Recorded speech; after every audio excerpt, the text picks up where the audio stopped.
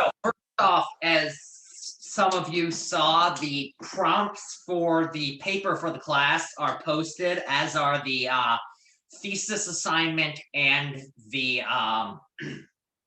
outline assignment or the signpost assignment. Both are not due for, none of it's due for a few weeks. And before any of it, we will be going over it in class ahead of time. But if you want to get a head start on any of that, feel free.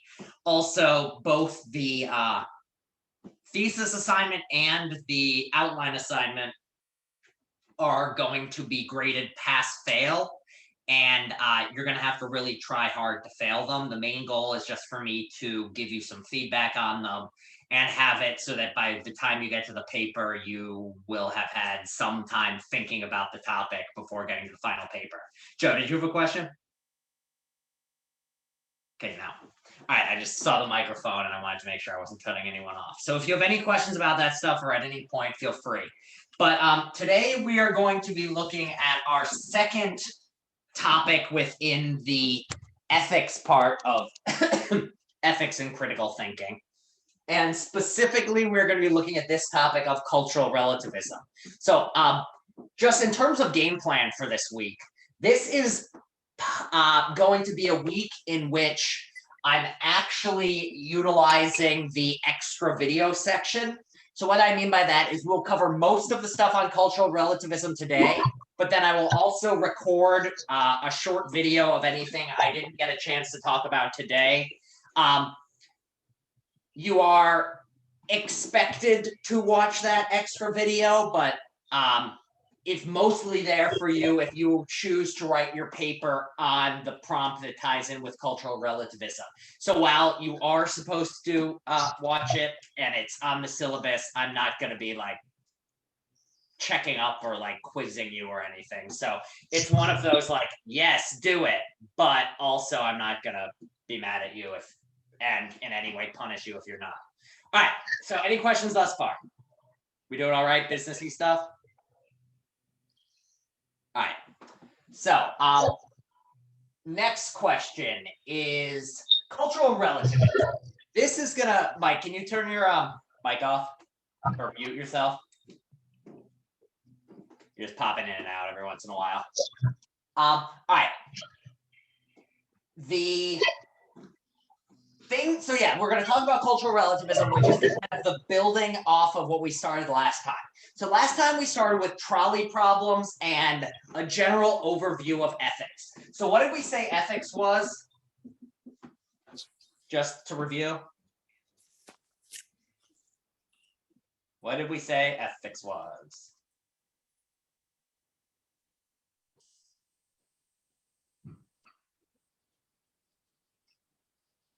Mike.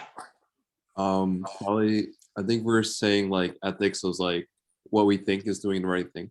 Yeah, it's the study of doing the right thing or the wrong thing, or the study of morality.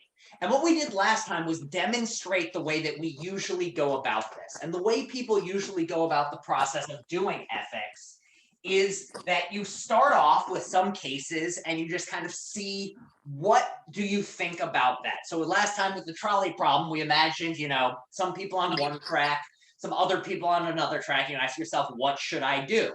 And then you ask yourself, well, why is that the right answer? Or why do I think that's the right answer? And so kind of in the background of this assumption is that there is this thing, the right thing to do. And we kind of went into those trolley problem cases, which we were trying to figure out what I should do or what is the right thing to do.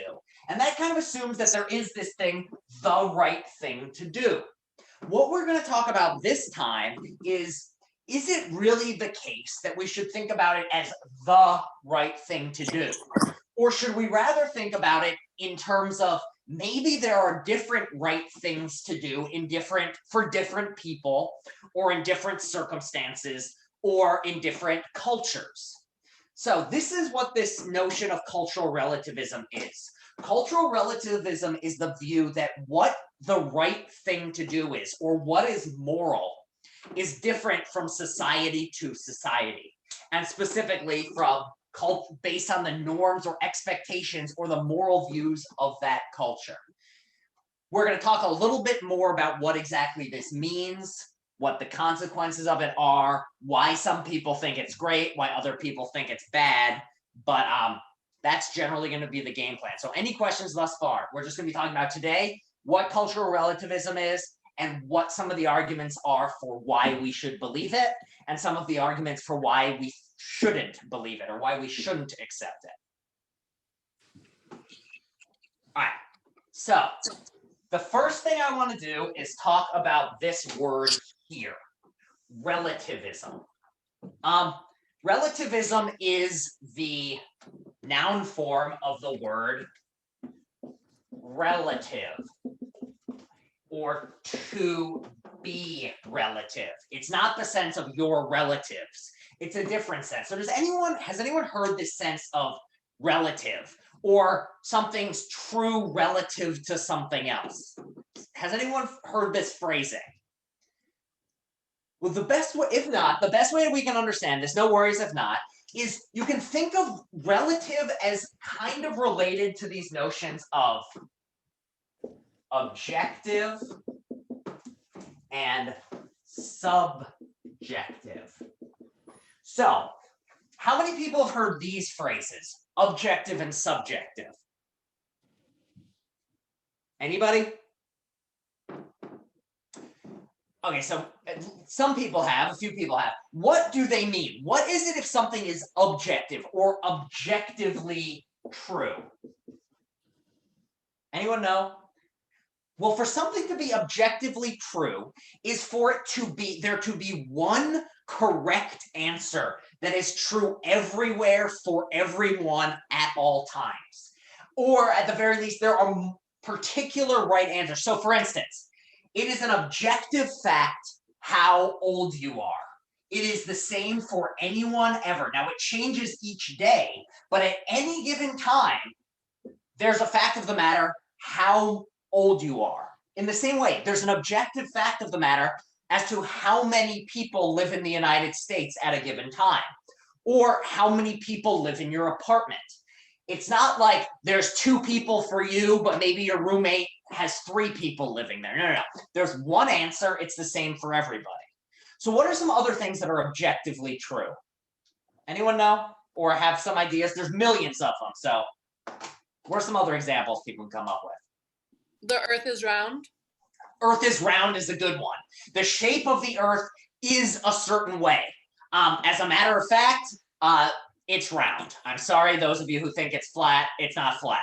But it's not like it's different for different people. Even if it were to turn out that even if you're somebody who thinks the Earth is flat, you still accept that that's an objective truth. It's not like it's flat for some people and round for others. It's rather the same for everyone. Now, what is something subjective? Or it's often said something like it's merely subjective. What does it mean for something to be purely subjective? Well, in a book or a story, who's the subject or what's the subject?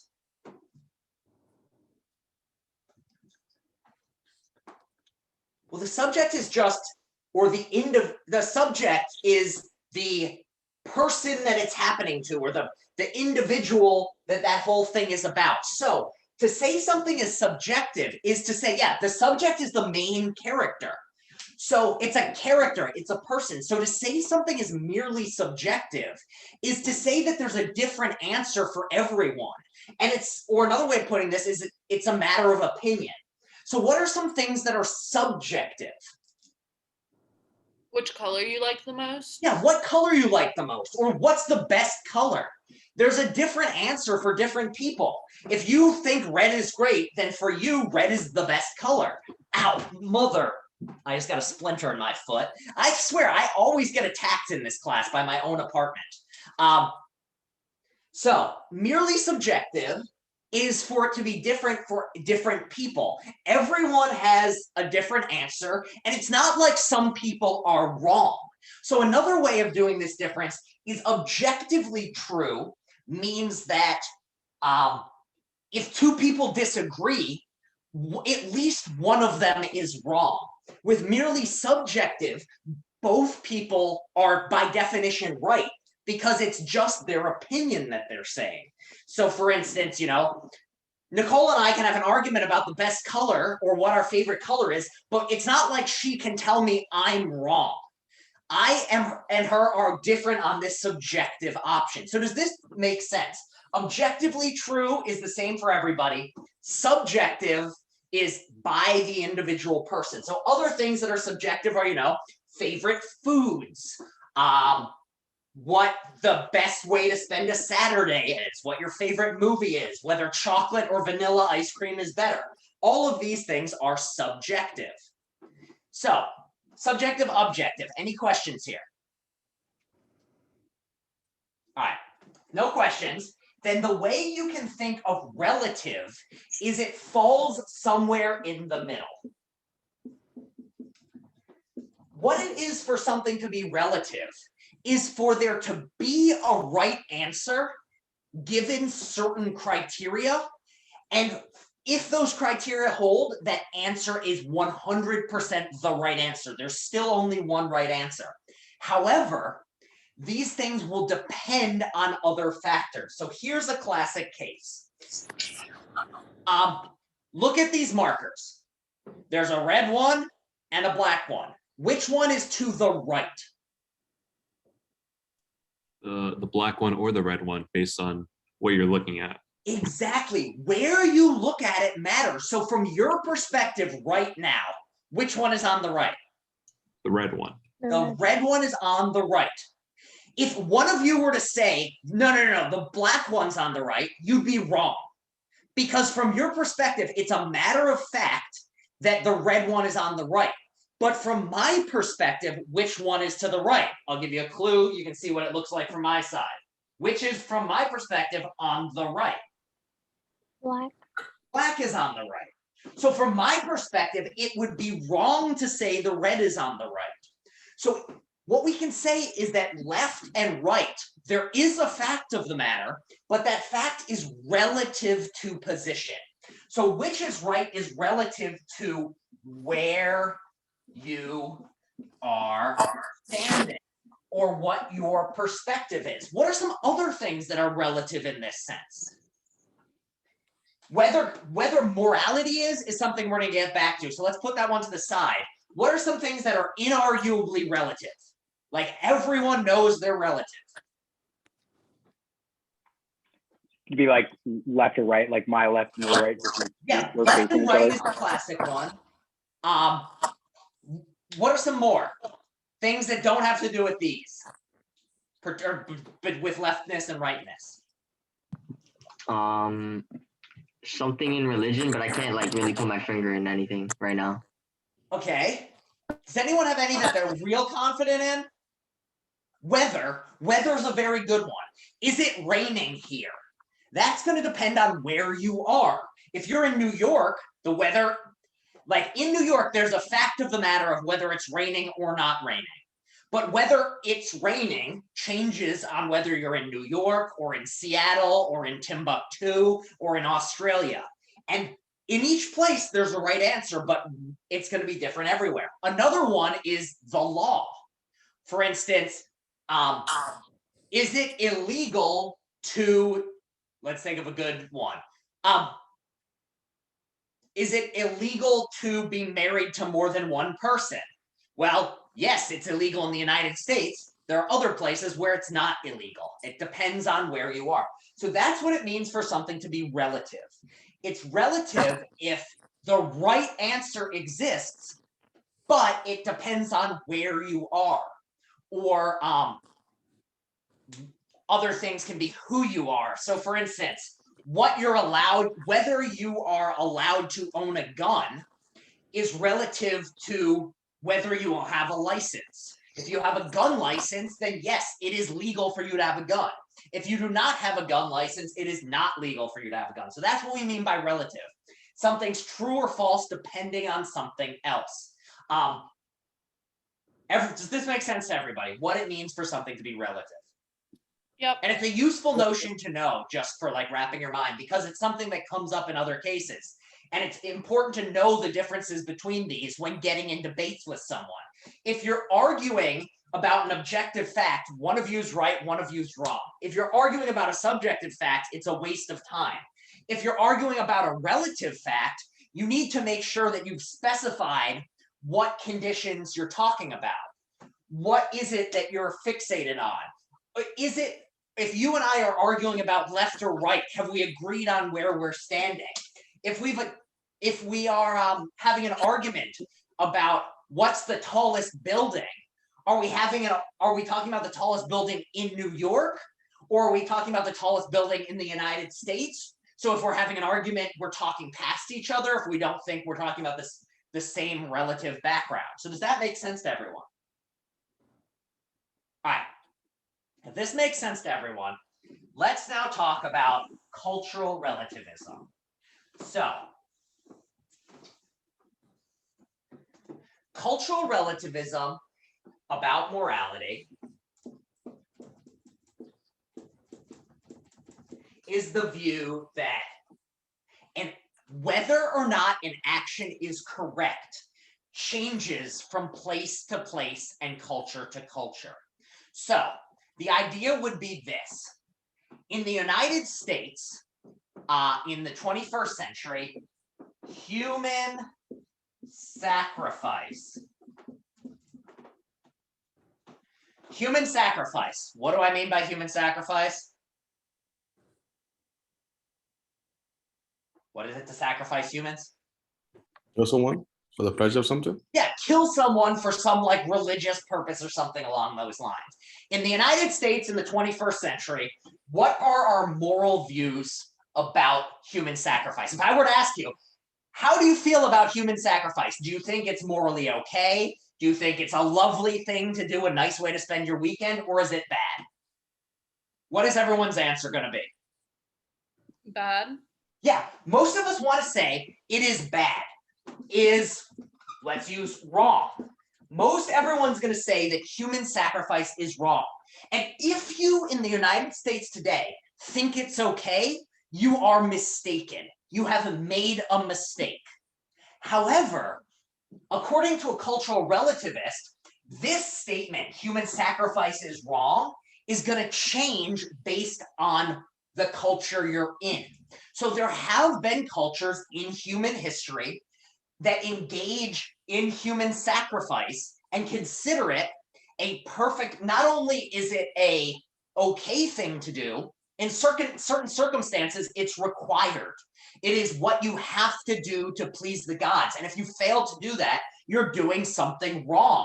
So in this society, they would say human sacrifice is okay. Now, what a cultural relativist is going to say is that human sacrifice is okay. That idea is for that society true. It's not true that it's okay for us. And if one of those people were to come to our society and say human sacrifice is wrong, they would be, they came to our society and said human sacrifice is okay, they'd be wrong. However, if we were to go to their society and tell them, no, human sacrifice is wrong, we would be just as mistaken.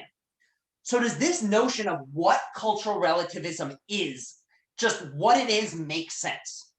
What this idea is, or what it would be for morality to be relative to culture? Wait, so Professor, you're saying that in general, we're saying human sacrifice is wrong, but then someone, if they argue culture and relative morality could be like based on other cultures, like it could be okay based on what they know?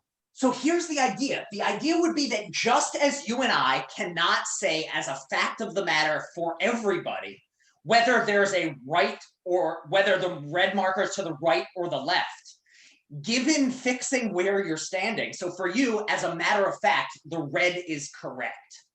That's to the right. And from where I'm standing, that black is to the right is correct. And that's, from our perspective, the right answer. So according to a relativist, in the same way, when you say human sacrifice is wrong, whether this is true or not depends on where you're standing, or specifically what culture you're in. And so in the United States in the 21st century, this statement is correct. Human sacrifice is wrong, just in the same way that from your perspective, the red marker's on the right. But just like from my perspective, the red marker's on the left, from this other society's perspective, human sacrifice is okay, is true. It is the case that it's okay, because in that society, it is accepted and an active part of that society's practices. So that's the idea. The idea is that just like there's no such thing as the correct answer for everybody of what's on the right and what's on the left. Rather, it totally depends on where you are. And if we were above it or below it, or actually if we were in this line, there wouldn't be any answer. Well, in the same way, whether human sacrifice is right or wrong depends on what culture we're considering and what the people in that culture believe. So does that make sense of just what the view is? Starting to make sense. Thank you. Yeah, okay. Any questions at this point about what the notion of cultural relativism is? Another way of thinking of it is we can contrast cultural relativism with moral objectivism. And so an objectivist is going to say, let me draw a picture. All right. So,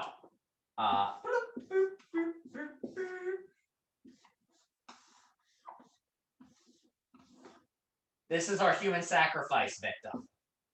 Now, so a cultural relativist is going to say, is this right or is this wrong? Well, it depends on what culture it's partaking in. So if in this culture it's okay, so this person and everyone else says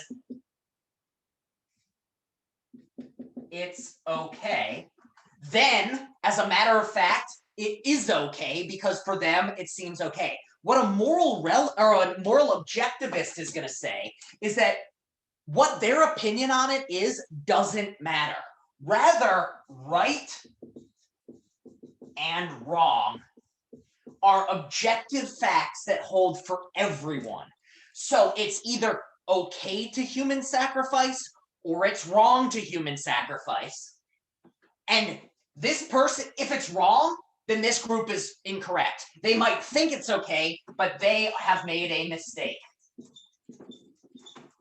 Or what they'll say is that if actually human sacrifice is okay, then we people in the United States in the 21st century are incorrect to think it's so bad.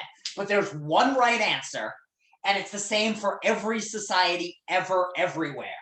And so when the society that partook in human sacrifice said it was okay, they were mistaken, and they made a terrible moral error. And we in the United States now are correct, and we are better than they were, and we have a better society in some sense. So that's the difference between a moral objectivist and a moral relativist. You could also, in theory, be a subjectivist about morality, but very few people think that's the case. Very few people think that when you say murder is wrong, you're saying the same sort of thing as I like chocolate ice cream. So, or social topics and such as abortion and gun control examples. So, social questions of abortion and gun control are very, very good cases in which a cultural relativist and a moral objectivist are going to say different answers. So let's go with gun control as an example.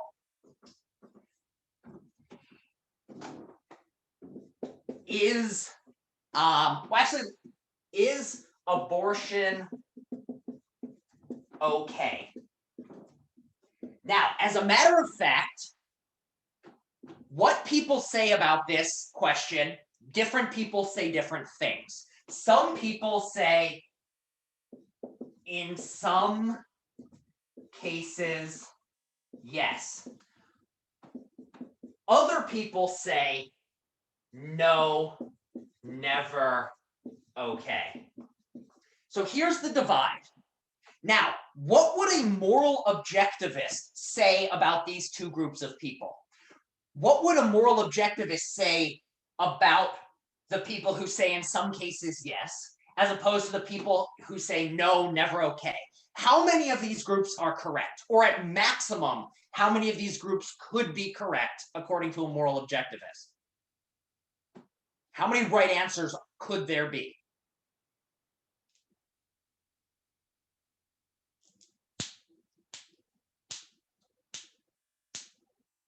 When this person is saying, yes, in some circumstances, moral abortion is okay, versus this person who says, no, never okay. Ilio says 1. Yes, you are correct. The answer is only one possible right answer. Abortion either is okay in certain circumstances or it's never okay. Or maybe there's somewhere in between, but at most one of these is right.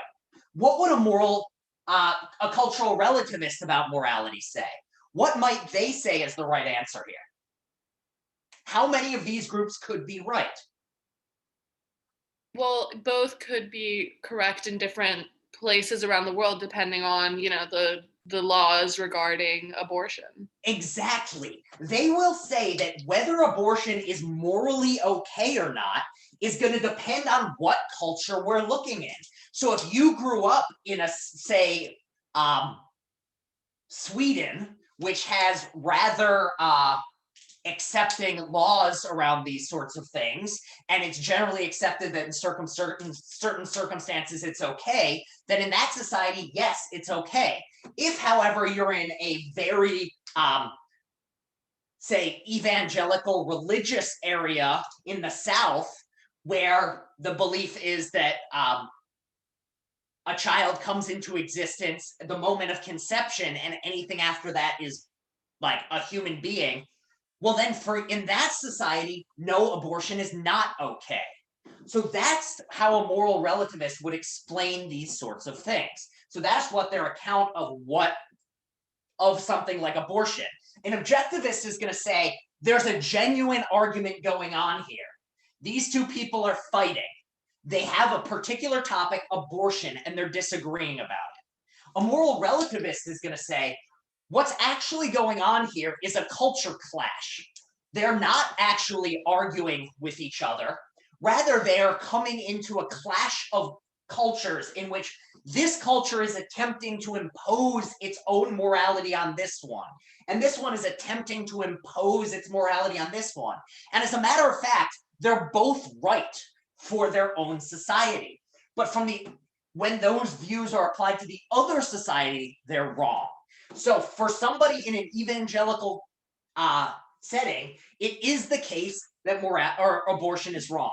For somebody in a less evangelical place in which abortion is a more accepted practice, then you'd say in that society, it is okay. And there's no one right answer. All right, so that's what cultural relativism is. Any questions, comments, concerns, feelings right now? All right. So then, why on earth would you want to be a cultural relativist as opposed to a moral objectivist? Or on the flip side, why would you want to be an objectivist instead of a relativist? So what is the motivation to think that cultural relativism is correct? Anyone have any ideas of why somebody would say that cultural relativism is the right answer and that we should really conclude different cultures have different moral systems? Well, this ties in with something Dale said last time, which is, well, think back to last class. What's our number one way we come up with decisions as to what's right and what's wrong? How do we go about that? In the trolley case, how did you personally make your decision? Learned behavior. So yeah, but in your own gut, like describe to me, for those of you who said press the button, move the train, what made you know that that was the right decision? Describe, I'm going like full psychologist or therapist here. Describe what happened inside you to make you know that that was what you should do, or made you think that's what you should do. So you did math. You didn't, but how did you know that math was the right thing to do in this case? What told you that that was right? I'm asking what is one of these questions that is in some sense super easy, and another side, because it's so easy, it's very hard. It's society's, I mean, it comes from society predating your upbringing. You know? Yeah. So basically, what happened is you just went inside your gut and asked yourself, what do I think the right thing is? But then you can ask yourself, where did this gut feeling come from? Why is this my gut feeling? Why don't I go, I don't care how many people die, whatever. Well, generally, it's because your parents raised you in a certain way or your caregivers raised you in a certain way.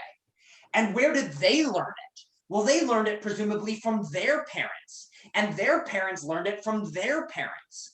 And so what we find is, as a matter of fact, our judgments of right and wrong seem able to be traced back historically to earlier generations of people and ultimately to what our culture says. And as a matter of fact, cultures are different on these things. So they've done these very interesting cultural studies. So imagine the following case. You're in a boat with your family, and the boat sinks, and there's a very small rowboat. In the boat sinking experience, there are 5 of you. There's you, spouse, your mother, your grandma, and your daughter, or your son, or whatever your child chooses to identify as. Now, if I ask you, you are the only one who's not injured, therefore you're the only one who can row this boat to shore. However, the boat only has room for one other person. It's gonna sink if you try to take more than 2 people on the boat. You're gonna be one of them because you have to row, and then you have to choose one other person to save. Who would you save? Would you save your spouse, your mother, your grandmother, or your own child? Granddaughter, probably. So the youngest one. Yeah. What are other people's answers here? My son? Yeah, most people say their own child if you ask people in the United States. Very interestingly, though, if you ask people in certain African cultures, the answer is almost universally grandma. And the reasoning behind it is, for somebody in the United States, the idea is generally, the reasoning we come up with is the child has the most life left to live. They are my child. I want them to succeed. In these other cultures, it's things like grandma is the heart of she's the one from which all of us owe things. She is the elder person who we need to respect. She's the most important person because of her age. So in this society, almost universally, or at a very high percentage, people are just as convinced that we should save grandma as we, on average, are that we should save our own child. And this suggests that what our judgments are of what's right or wrong change from society to society. From the reading, there was another case of what should you do with the bodies of dead loved ones. And which society you're in greatly affects what you think the right thing to do is, and more importantly, changes what you think is like sacrilegious or incredibly disrespectful to the dead. So in the reading, they discuss ancient Greeks had this practice of cremation, which is something we still practice. There was another culture, though, that ate the dead. They would eat pieces of their own dead parents. And the idea was, what better way to honor someone than literally making a part of them a part of you physically. So in both societies, they had their own views on what was right, and each society was disgusted by what the other one did and considered their way wrong.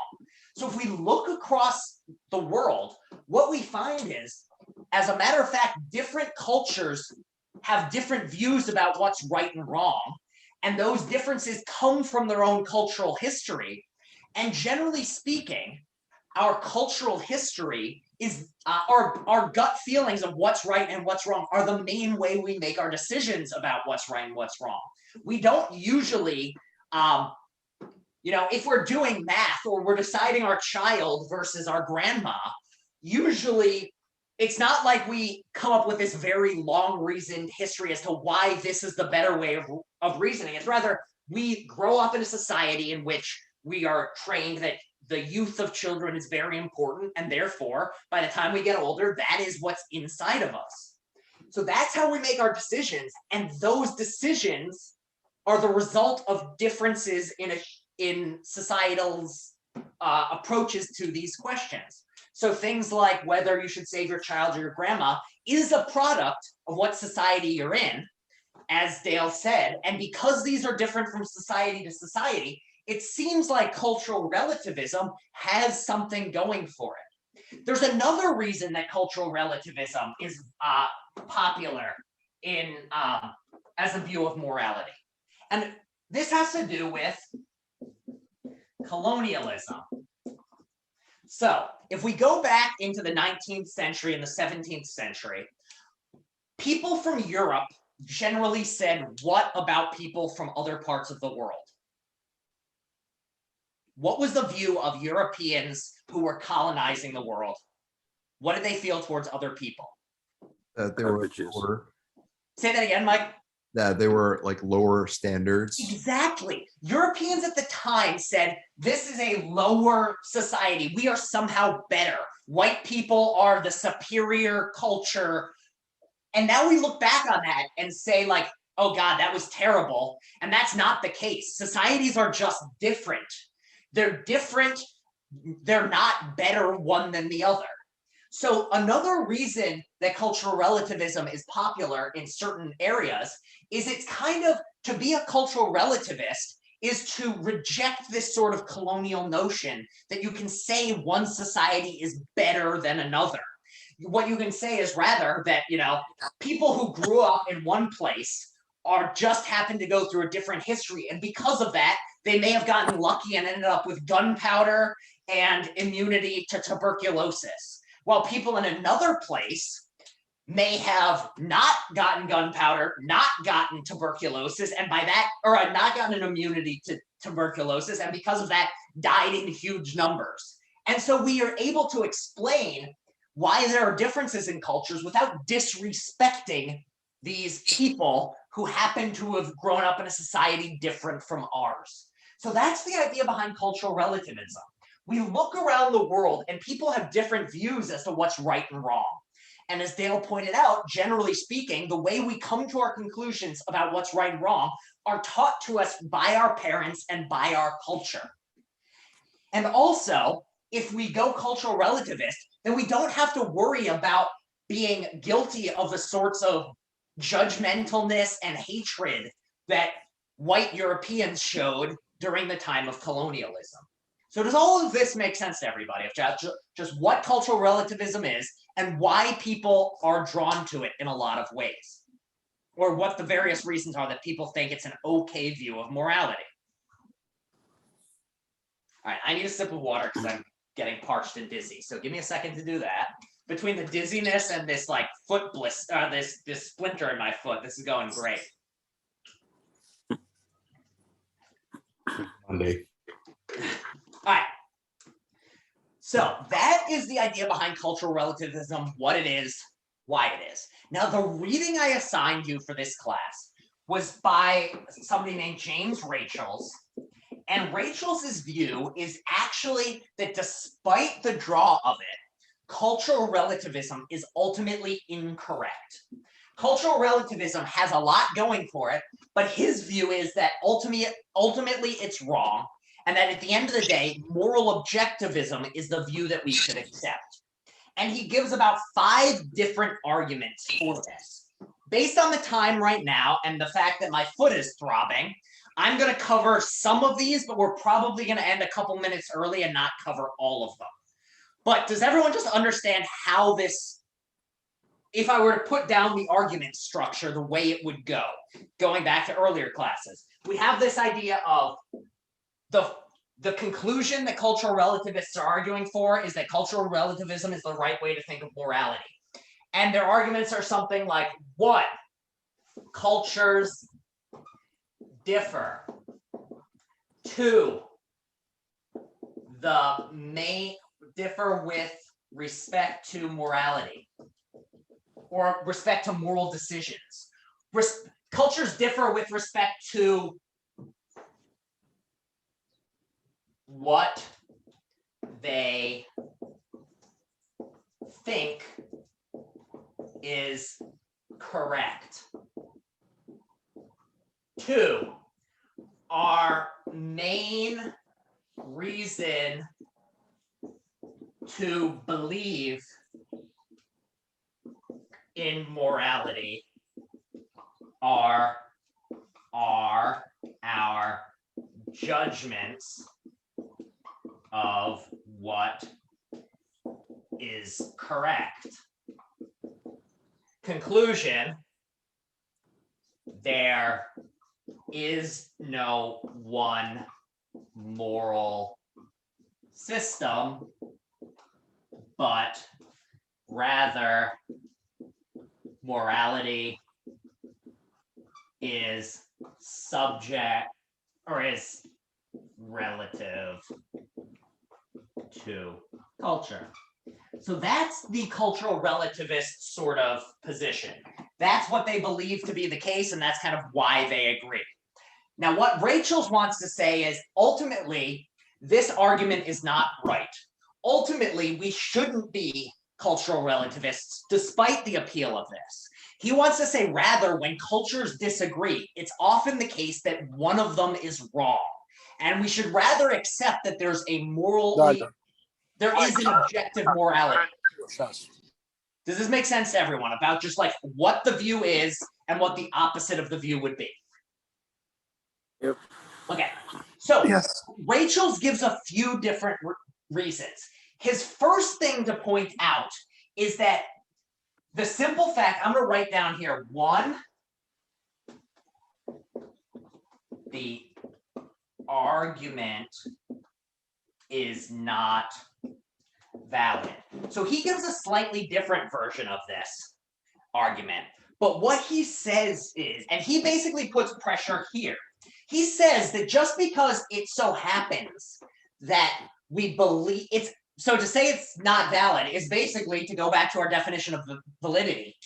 It is possible that cultures differ with respect to morality, and that as a matter of fact, the main way we come to form these judgments is through our history, but that doesn't necessarily mean that there is then not some fact of the matter.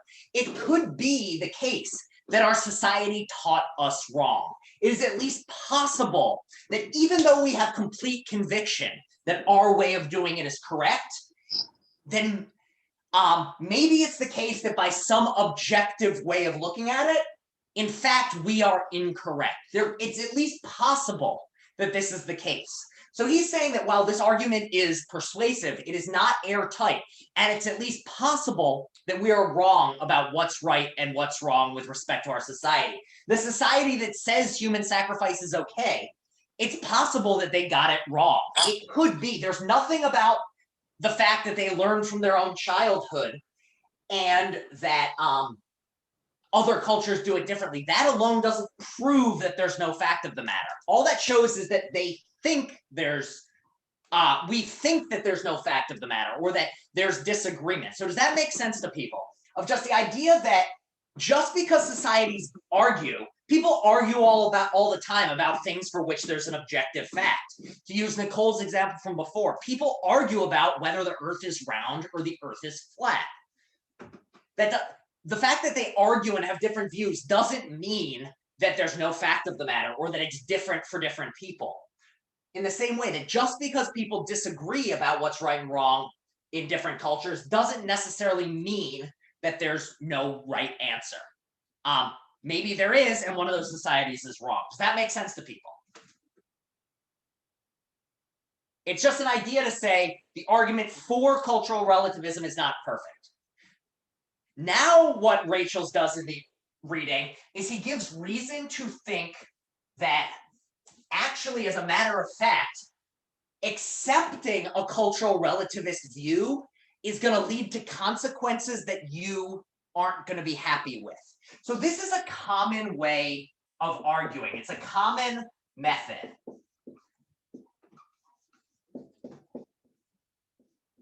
So biting the bullet. One way in which you can argue that something is wrong is to say that it's going to lead to something else that you wouldn't like. So, for instance, this is kind of related to the slippery slope arguments that we talked about in the fallacy unit, except sometimes if you do it right, these are perfectly fine ways of reasoning. So, for instance, if you were to say that you come up with this idea of everyone should get paid $1,000 a month no matter what they do for a job, what is an argument somebody else might give against that? Where's that $1,000 coming from? Say that again. Where's that $1,000? Where's that $1,000 coming from? That's something somebody might say. All right, you get paid $1,000 a month. Well, where's it coming from? The system's not going to work. That might sound great on its own, but if you agree to this, then you have to agree to a society in which no matter what you do, people have to give a lot of money in taxes. And do you really want to accept that conclusion? Do you really want to bite that bullet? So in the same way, what Rachel wants to do is say, all right, you can be a cultural relativist, but if you're going to be a cultural relativist, there are a couple things that you're going to need to accept as well. There are some bullets you're going to have to bite that the average person's not really going to like. That if you're a cultural relativist, then you need to believe a couple other things about morality that you might not be happy with. All right, I'm going to do something I've never done before in an hour and 15-minute class, and that's take a break to get this damn splinter out of my foot. So give me like 2 minutes. I won't run over or anything. I just need to go and pull this splinter out of my foot because it's definitely starting to get distracting. I'll be right back. Sorry about that, everyone. I've never been attacked by my own possessions except in this class, between the time the wall attacked me and this time. All right, so let's finish off. So the bullets that he wants to say we have to bite are, the first one he wants to say is, well, let's give an example. In 1855, in the United States of America, what was a practice that was commonly engaged in? What was a societal approach to doing work that we no longer have? Slavery? Slavery, yeah. So the United States in 1855 had slavery. Nowadays in the United States, we do not have slavery, or at the very least, it is no longer legal. What do we want to say about our society today that we compared to the society that existed then, or the culture that existed then compared to the culture today? What would you say about where we are today compared to then? We've made progress. We want to say we've made progress. We want to say that the world is somehow a better place, or the United States is a better place since we got rid of slavery. However, what would a cultural relativist have to say about the changes in slavery? If you believe that what's right and wrong is totally relative to culture, what would you have to say about our relationship to 1855 United States? Could you say that we've made progress? Yeah, all you could say is what Joe just said in the chat. We could say it's different or we disagree. We cannot say that progress has been made, because what is progress? What is it to progress? Well, it's to improve upon a certain scale. When your height progresses, you grow in height. You were, say, 1 meter tall, and now you're 1.5 meters tall. There's a single scale, meters, that you're going up in. When you're increasing your wealth, there's a single thing, money, that is going up. You don't get to say that for a cultural relativist. For a cultural relativist, slavery was okay, and you can only say that relative to 1855. And nowadays, slavery is wrong relative to 2021. there's no such thing as right or wrong, full stop. All you can say is that our society has changed. And then when we look back, we can say, if that was today, we wouldn't like it.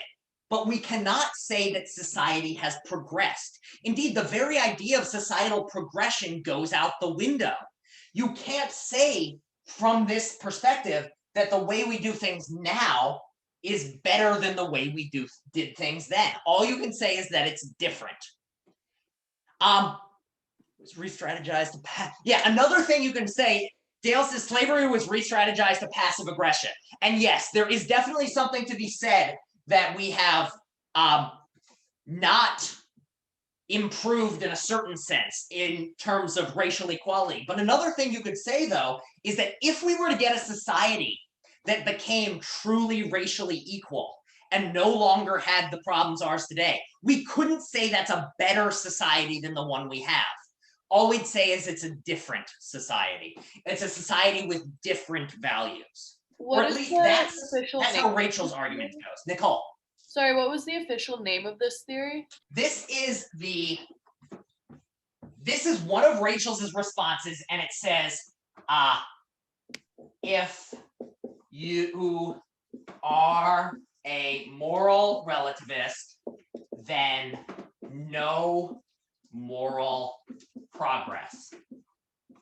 And the idea is supposed to be, this isn't a judgment that anyone wants to accept, because most people want to say that there can be moral progress, that there is some scale on which the United States is better today than it was.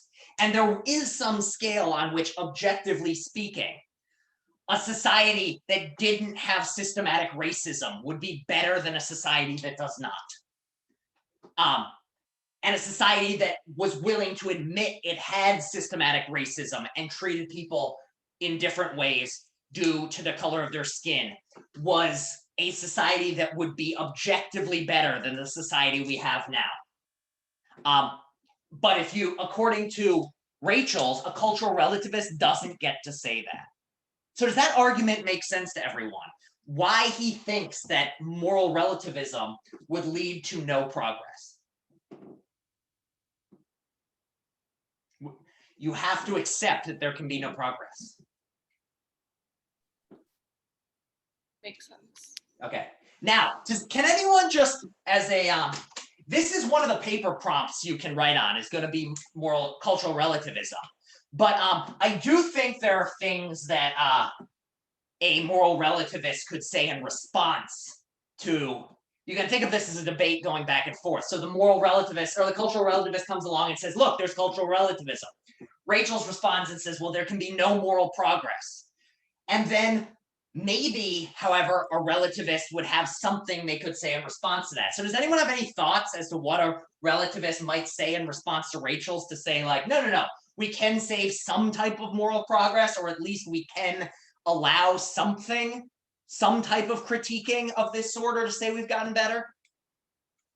Anyone have any thoughts on this, It's Nicole? quite hard to remain purely objective in regards to judging any scenario at all, because you yourself are affected by the culture in which you were raised. So one thing that they can say in response is, no, I'm willing to give up moral progress. Like, the very idea of progress, there is no objective fact here. And this is what a lot of relativists want to say. Is the only reason you're clinging to this notion of moral progress is because of the culture you have. Another thing that they can say is going to tie in with this second one, and I think it might be a little clearer to explain it in this case. And so, just to paint the picture, a second issue that Rachel's has is going to be this one.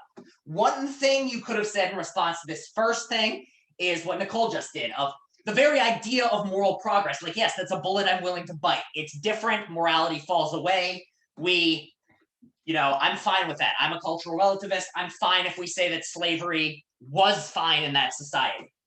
Another thing that you cannot do, according to Rachel's, which we want to do, is judge cultures from the outside. So, we we want to say not just that we've made progress, but there are various things that have been done in the history of the world that we want to look back on and say were bad in some sense. So for instance, the Holocaust.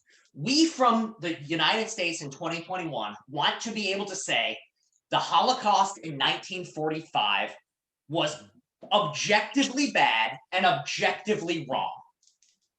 This is something that I think just about everyone wants to say. Now, according to Rachel's, though, you don't get to say that. You're not able from the outside to say that the Holocaust was bad. Again, why would a cultural relativist not be able to say this? Why would a cultural relativist have to say in 2021, we don't get to say that the Holocaust was wrong?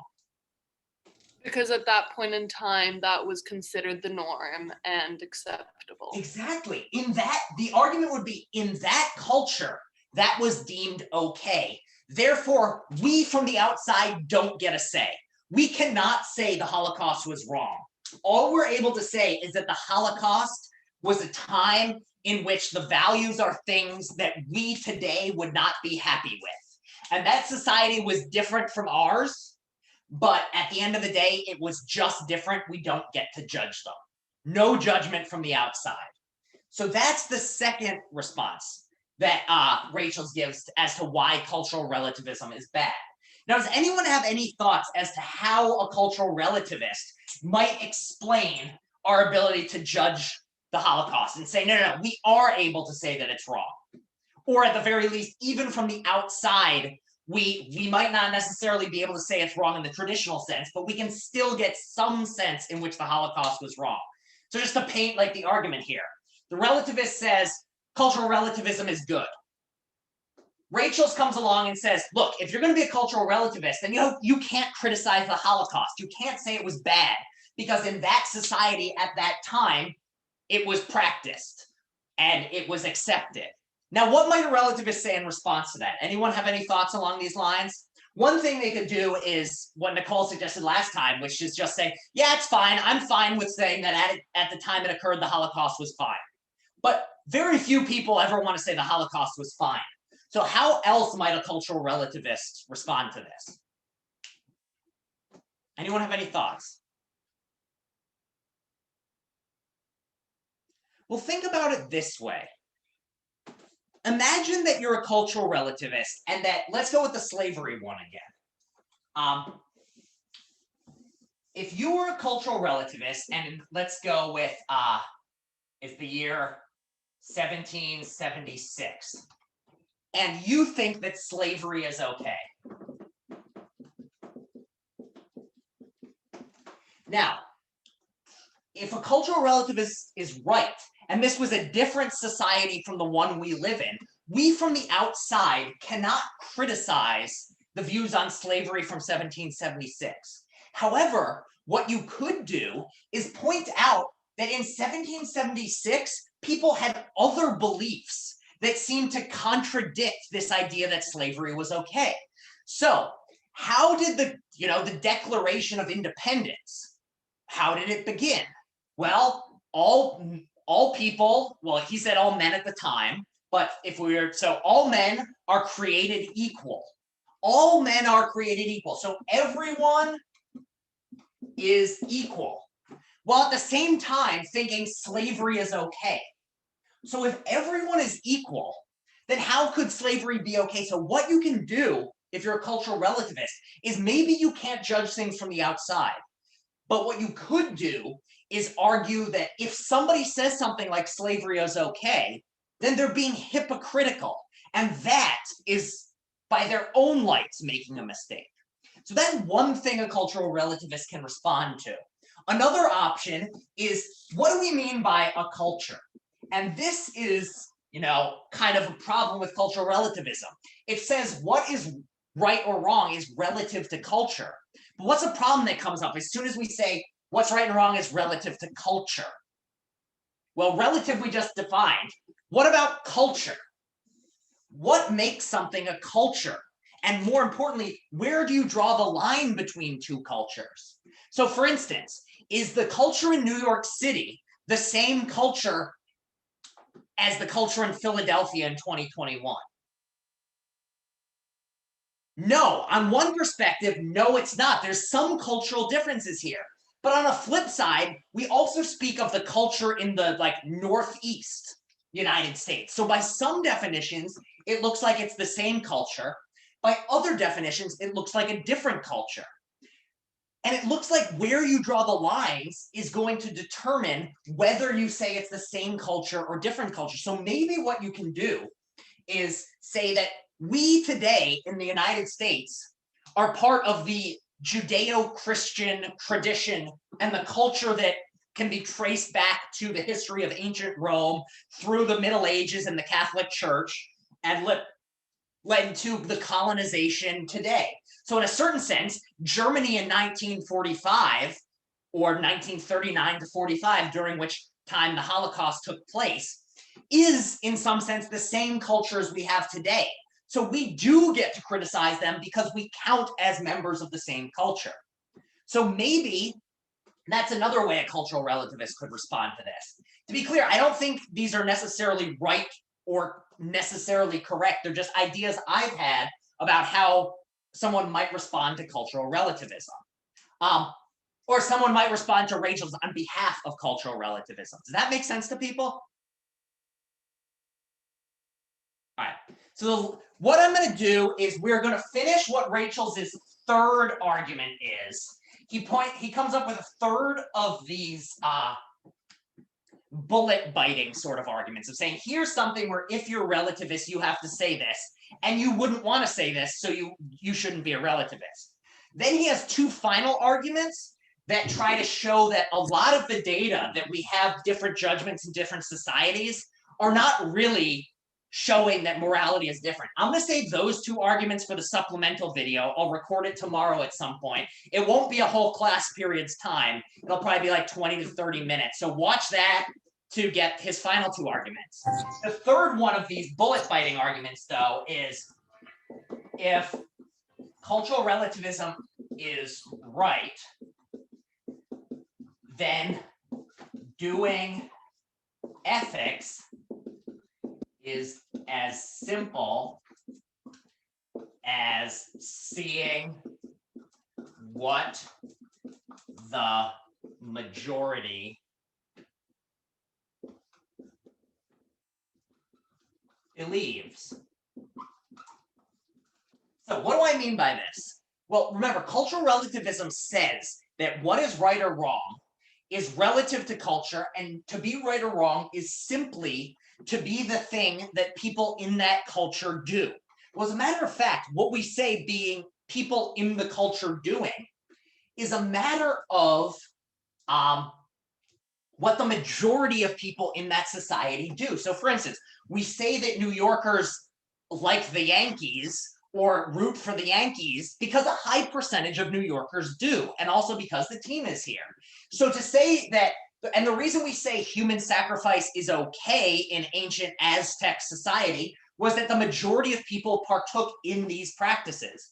And the reason that we say murder is wrong today is that the majority of people say that murder is wrong. So if this is right, according to cultural relativists, then all you have to do to see what's right and wrong is see what people do. All it is to see what's right or wrong is to ask, well, what do the majority of people think? Now, why is that a problem? It's a problem because we generally think that ethics isn't easy. We didn't, last week when we were doing those trolley problems, it wasn't just a matter of polling everyone in the class. When you were saying, I believe that the right thing to do is to press the button, you didn't take yourself to simply be saying, that's what the majority of people would think. Rather, you seem to yourself be thinking there's something more than this. There's something ultimately right about pressing the button. Or, no, there's something ultimately wrong that makes it I shouldn't press the button. You didn't think that you were just going with the gut of what the majority of people in your society think. If cultural relativism is correct, though, then it seems like all you have to do to know what's right and wrong is ask and poll the people around you. And that just flies in the face of what our understanding of what it is to do the right thing is. All right. Any questions on that last point? All right. Well, in that case, I'm going to record the final two of Rachel's arguments against cultural relativism and sum up in a little video tomorrow. If you've got any more questions, feel free to reach out. Make sure to watch that video before next class on Monday. And then I will see you all next Monday. There's no weekly assignment or anything like that. Next Monday, we are going to be talking about hate speech. Specifically, we're going to be talking about free speech and hate speech in the context of the internet and the way that the internet has changed these discussions. It's going to be a look at what is generally called applied ethics, taking ethical views and applying them to current complex issues. And then the class after that, we will jump into the paper writing part of the semester. All right, so have a great night, everyone. Sorry again for the splinter-induced delay. I hope none of you end up with little pieces of wood in your feet. Have a great evening, and I will see you all next Monday. And keep a lookout on the YouTube for the video I'm making. I will make it tomorrow. And yeah, thank you for those of you who say a little piece of wood really shouldn't hurt this much, but it did. So, all right, I'll see everyone next Monday. Thank you. Thank you, Professor.